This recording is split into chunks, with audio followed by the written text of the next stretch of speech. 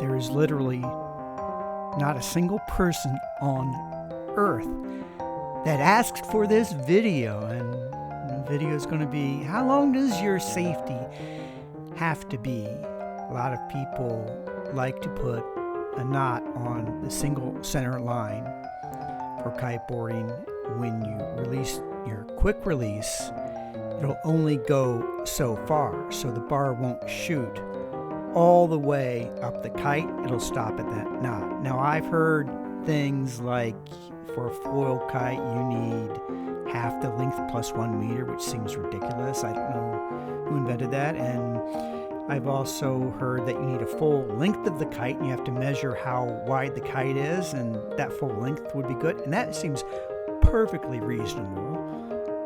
But I want to find out, what is the correct length for kiteboarding? How big does that safety have to be?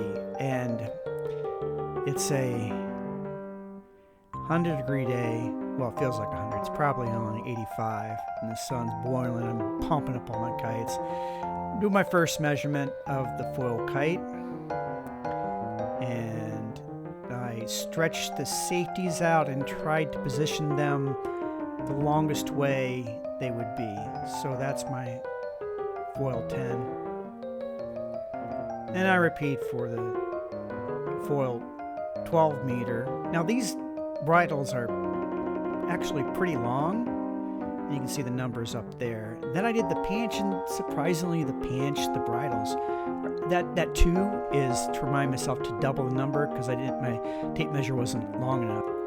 And here I am trying to figure out the worst case scenario so I get the correct measurement for the absolute longest the safety can stretch. And there's my measurement for the 8 meter.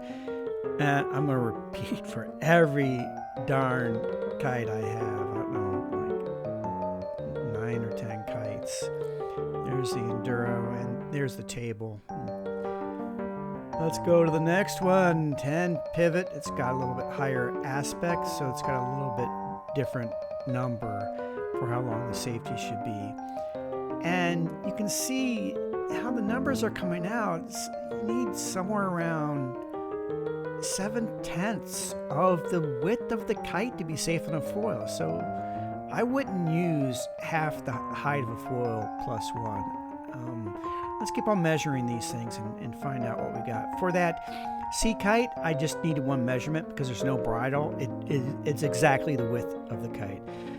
Here's RS Plus, measuring them. And we got the table almost completed. And there's just one more.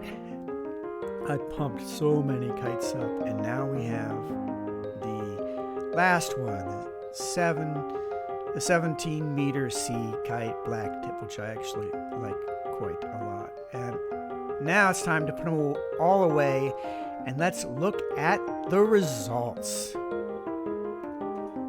Now, it's pretty weird that I've done all these different kinds of kites and different bridles, but if you look at the results,